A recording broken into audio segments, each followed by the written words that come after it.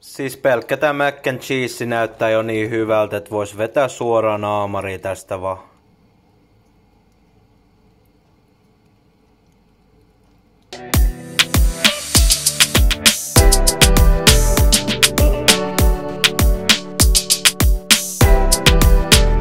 Moro! Tiedättekö te mitä nää on?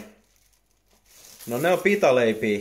Ja mä ajattelin, me täytetään ne pulled porkilla ja mac and cheesellä. Sit laitetaan sinne vielä jotain hyvää kastiketta joukkoon. Elikkä aloitetaan PP:stä. Pistetään se uuniin. Poista liha pakkauksesta ja aseta se uunivuokaan. Kaada pakkauksen kertynyt lihaneste astiaan. Peitä astia alumiinifoliolla ja pistele siihen haarukalla useita reikiä. Kuumenna lihaa 200 asteisessa uunissa noin 25-30 minuuttia. Alrighty. 200 astetta 30 minuuttia.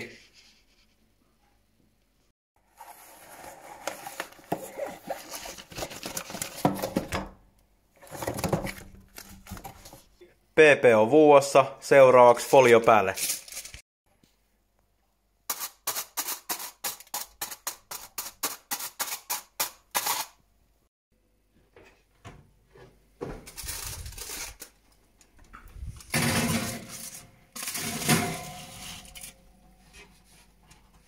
Katsotaan miltä tää näyttää. –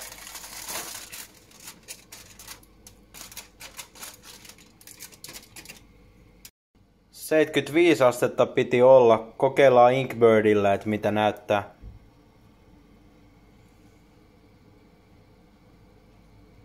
Noniin. Menee sinne 80, niin se on ihan jeba. Sitten marinadi, joka tuli mukana paketissa, niin sinne päälle vaan.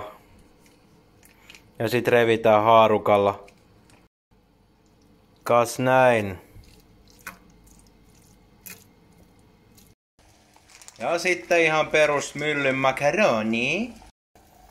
Tää oli jo valmiiksi avattu pussi, siinä on ehkä noin puolet jäljellä. Eli 400G siinä on ollut, niin kai siinä nyt tämmönen 200G. Sinne vaan. Makaroni alkaa näyttää hyvältä.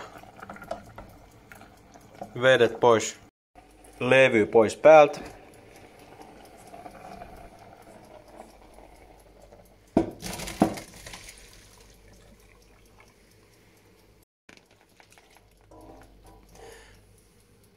Oho, yksi karkas.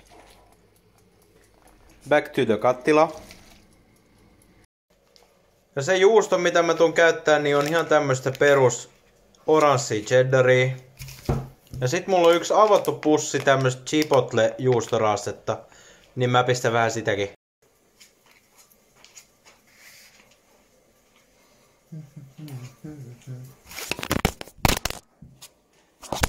Joo, ei tarvittu. Noin puolet juustosta tuli raastettua. Sitten cheesy ine.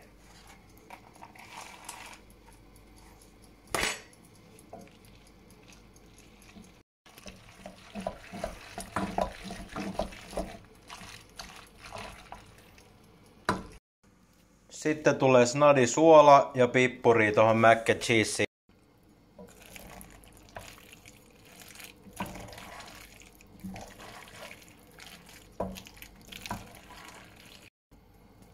Ainakin vaikuttaa olevan juustosta. Maistetaan.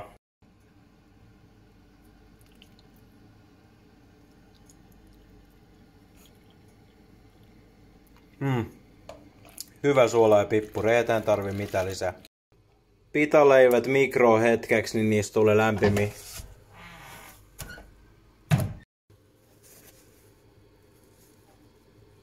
No voi helvetti, nehän piti leikata. Sitten aletaan täyttöhommia. Pitaleipä on valmiina, lämpimänä, grilli taskussa. Sitten pistetään pulled porkki, mac and cheese ja kastikkeena mulla on tämmöstä Poppamiehen smoky apple saucea. Tää on todella hyvä kama. Ja sitten topataan vielä vähän kuivatulla sipulilla. Pulled porkki inessä. Mac and cheese. Smoky apple sauce. Ja lopuksi kuivattu sipuli.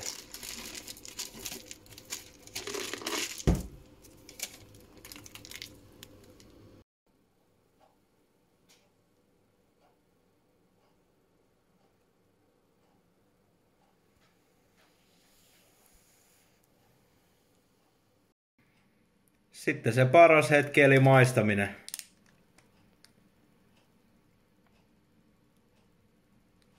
Kokeillaan miten menee näin yhdellä kädellä.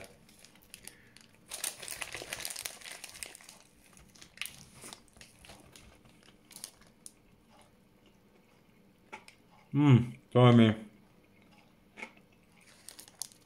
Rapeeta ja